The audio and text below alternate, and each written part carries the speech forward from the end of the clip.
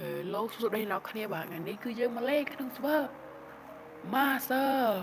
Club បាទឥឡូវយើងមកលេងក្នុង P4 Map បាទលេងក្នុងភូមិស៊ីង Master បាទឥឡូវនេះ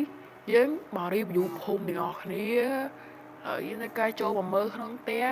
មួយដែលមានឈ្មោះថា MGK8802 បាទ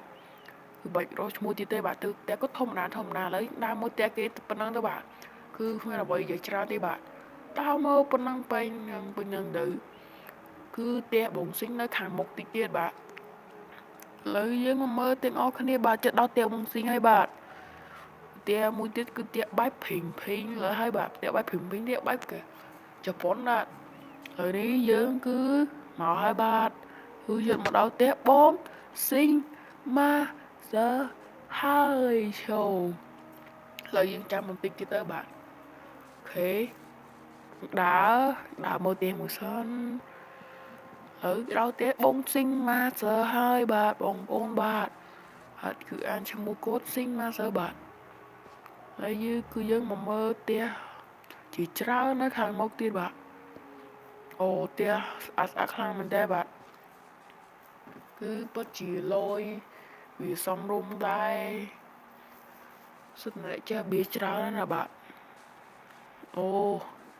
លើយើងដឹងដល់ណៃទៀតទេនេះគឺយើងដើរមកដល់អ្វីនេះគឺយើងដល់ផ្ទះមួយដែលជាផ្ទះដែលអំណាចបែបអត់សើអំណាចបែបដូចមិនទេបាទយើងដល់ហើយបាទទស្សនាមើលសិនទៅបាទ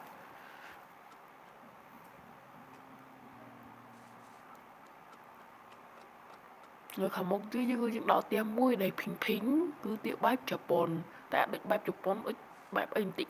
បាទហើយយើងមកទស្សនាហាងកាហ្វេយើងទាំងអស់គ្នាបាទហើយមើលសិនទៅបាទឥឡូវគឺយើងចិត្តមកដល់ហាងកាហ្វេយើងហើយបាទហើយនេះបាទមកដល់ហាងកាហ្វេហើយបាទចូលមកគឺមានបាយយើងហើយមានអីយើង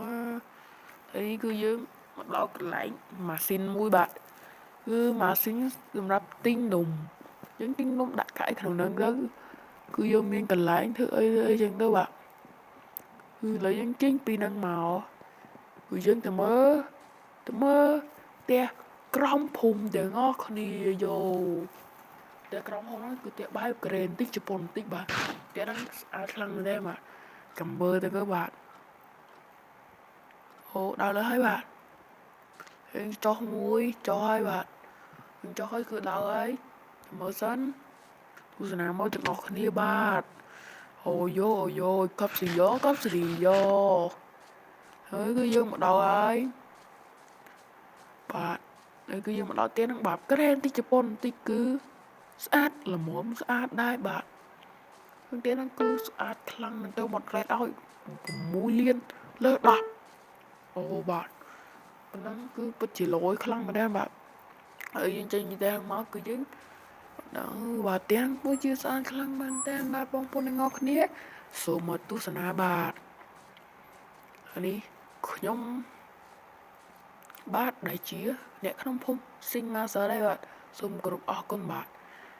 ជម្រាបលាអ្នកទាំងអស់គ្នាដែលបានទស្សនាវីដេអូនេះជូនបងអ្នកគ្នារកស៊ីមានបាន Goodbye